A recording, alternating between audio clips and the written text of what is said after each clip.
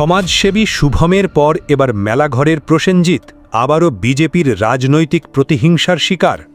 অপরাধ একটাই, বিজেপির দুর্নীতির বিরুদ্ধে মুখ খোলা। যেভাবে শুভমকে মিথ্যা মামলায় ফাঁসানো হয়েছিল তার থেকেও ভয়ঙ্করভাবে এবার ফাঁসানো হলো মেলাঘরের যুবক প্রসেনজিৎকে। দীর্ঘদিন ধরে বিজেপির দুর্নীতি, অনিয়ম এবং মেলাঘর পৌর পরিষদের চেয়ারম্যানের বিরুদ্ধে একের পর এক অভিযোগ তুলে ধরছিলেন তিনি। আরটিআই করে তথ্য সংগ্রহ করে মানুষের সামনে তুলে ধরতেন নানা দুর্নীতি আর অনিয়মের চিত্র। আর সেই কারণেই কি তাকে চুপ করিয়ে দেওয়ার চেষ্টা? অভিযোগ, পরিকল্পিতভাবে প্রসেনজিতের পার্কিং করা গাড়ির ভাঙা জানালা দিয়ে গাঁজার প্যাকেট রেখে দেওয়া হয়। এরপর প্রশাসনকে খবর দেন খোদ মেলাঘর পৌর পরিষদের চেয়ারম্যান। শুনুন প্রশাসনের দায়িত্বপ্রাপ্ত আধিকারিক নিজেই কি বলছেন। প্রথম ফোনটা আসে আমার চেয়ারপারসন ম্যাডাম থেকে, যে এখানে ঠাকুরপাড়াতে কিছু একটা সাসপিশিয়াস হয়েছে, ওটাতে ম্যাডাম আপনার যেতে হবে। তো আমি অ্যাজ ইট ইজ বললাম যে আমার তো ম্যাজিস্ট্রেট, অ্যাজ এ ম্যাজিস্ট্রেট আমার তো ফার্স্ট অফ অল আমার অথরিটি আমাকে ইনস্ট্রাকশন দেবে, দেন আমি মুভ করবো। তো যাই হোক, কিছুক্ষণ 10-15 মিনিটের মাথায় ওসি সাহেব ফোন করলো। তারপর দেখলাম এসে গাড়ি আছে, গাড়িতে যেটা দেখলাম এসে গাড়িতে ওরা দেখালো 3টা প্যাকেট পাওয়া গেছে। এখানে প্যাকেটগুলোতে দেখালো ড্রাই গাঁজা ছিল আর কি, গাছের যেটা শুকনো ড্রাই থাকে ওটা পাওয়া গেল। এটা কি ইন্টেনশনালি হয়েছে নাকি যে ভিকটিম উনি নিজে করেছেন, এটা পরবর্তী ইনভেস্টিগেশনে আমাদের প্রমাণ পাওয়া যায়। তিনি স্পষ্ট জানাচ্ছেন এই খবর তাকে দিয়েছেন চেয়ারম্যান।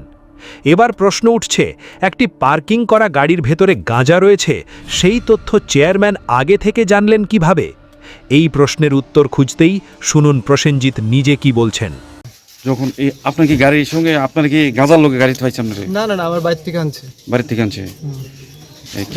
কি কইছে আপনারে? কইছে যে তার কাছে কোনো একটা কমপ্লেইন আছে যে আমার গাড়িতে কিছু থাকতে পারে। তো আমি কইছি চলেন স্যার দেখামো আয়াসিরা। আমি পুরো গ্লাসটা খুলে দিয়েছি, এই গ্লাসটা অটোমেটিক খুলে চাবি ছাড়া খুলন দিয়ে গ্লাসটা ভেঙে গেছে। আজকে 2-3 মাস ধরে আমি লাগাম করে লাগাইতে মনে হয় না। যাই হোক, বৃষ্টি পড়তে পড়তে এটা জঙ্কার দিয়ে ভেঙে গেছে। গ্লাসটা দিয়েই সম্ভবত গ্লাসটা যেদিক দিয়ে গ্লাসটা মানে খোলা এদিক দিয়েই পাইছে। এবং তার কাছে পুলিশের কাছে ভিডিও আছে, আমার কাছে ভিডিও আছে যে এই গ্লাসটা দিয়ে আরামসে এটা ঢোকান যাবে। এটাই করছে আর কি। যাই হোক, আমার অনেক শত্রু আছে, হয়তো বা কোনো এক শত্রু ভাগ্যে বা বুদ্ধিতে কুলাইছে যে আপনার বাড়ি থেকে মানে গাড়িটা কত কিলোমিটার হইব? মানে কত মিটার হইব? কত মিটার হইব? 100 থেকে 150 মিটার হইব। আপনি গাড়ি কি জায়গাতে সবসময় থাকে? সবসময় বলতে আমি রাখি আরেক বাড়িতে, ওই বাড়িতে আম পরে দিকে আমি রাস্তার মধ্যে রাখছি, যে মানে গাড়ি গ্লাস নিয়ে ভেঙে গেলে এদিকে রাখছি। 2 দিন রাখছি, গত পরশুদিন রাত্রেবেলা এনে রাখছি, আর কালকে রাত্রেবেলা আসলো। আজকেও লইয়া বাড়ি দিতে মানে অ্যাকচুয়ালি ঘটনা হয়েছে আমার লোকায়ুক্তে আজকে কেস আসলো। আমি আজকে আমাদের যে চেয়ারম্যান আছেন পুরমাতা, ওনারে আজকে ক্রস করার কথা আসলো। তো সম্ভবত এই কেসটার থেকে তাই বাঁচানোর লেগে আমার কেউ না কেউ দিয়ে কেসটা করাইছে, আমার সন্দেহ হইতেছে। অ্যাকচুয়ালি এই লাইনে চলতে গেলে আমরা এটা হইতে মানে আগেও ভাবছি, খুব সচেতন আসলাম। বাড়িতে সিসি ক্যামেরা আছে, দোকানেও সিসি ক্যামেরা আছে, গাড়ির ভিতরে তো সিসি ক্যামেরা লাগানো সম্ভব না। যার ধরুন এই গাড়িটাই একটা মানে উইক পয়েন্ট পাইছে, এটা রাখা গেছে আর কি। বিজেপির বিরুদ্ধে কথা বললেই হয়রানি, ভয় দেখানো এবং মিথ্যা মামলায় ফাঁসানোর সংস্কৃতি এখন নিয়মে পরিণত হয়েছে। আর এসবের প্রশ্রয়দাতা খোদ মুখ্যমন্ত্রীর নানা বক্তব্যেও তা ফুটে উঠেছে। আরও বড় প্রশ্ন, এই গাঁজা এলো কোথা থেকে? কোন গাঁজার ভাণ্ডার থেকে এই 900 গ্রাম গাঁজা আনা হলো? কারা রাখল? চেয়ারম্যান কি করে জানলেন? যে চেয়ারম্যানের কাছে এই গাঁজার খবর থাকে, তাহলে তো তার কাছে সমস্ত টন টন গাঁজা পাচার বাণিজ্যের খবর থাকার কথা। সেই খবর তিনি পুলিশকে জানান না কেন?